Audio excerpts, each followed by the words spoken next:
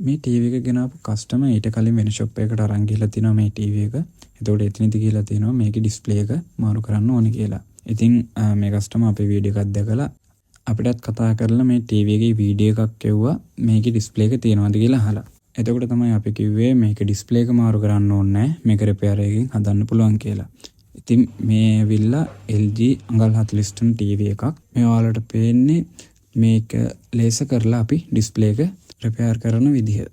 ඉතින් මේක තව කට්ටියක් කරනවා මේක කම්බි දාලා බයිපාස් කරනවා. ඉතින් ඒක 100%ක් සාර්ථක නැහැ. මේ ලේසර් කරන එක තමයි 100%ක් සාර්ථක ක්‍රමේ මේ ඩිස්ප්ලේ එක රිපෙයාර් කරද්දී.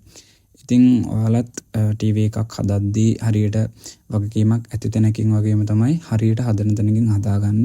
නැත්නම් බාගෙට හැදුවොත් වෙන්නේ ඔයාලට තවත් සල්ලි වියදම් වෙන එක. එහෙම නැත්නම් හරියට රිපෙයාර් එකක් කරන්න දන්නේ නැතුව කෙලිම පාර්ට් එකම රිප්ලේස් කරන්න ගියොත් වෙන්නේ ඒත් ඔයාලට ලොකු මුදලක් යන එක. ඉතින් අපේ ෂොප් එකේ තියෙන්නේ පිළියන්දල කැස්බෑවේ 14 කනුව පාරේ. එන්න කලින් අපිට කෝල් එකක් දීලා වෙලාවක් වෙන් කරගෙන එන්න. කෝල් එක කන්සිඩර් නැතුනොත් එimhe මෙන්න මේ නම්බර් එකට WhatsApp මෙසේජ් එකක් දාන්න.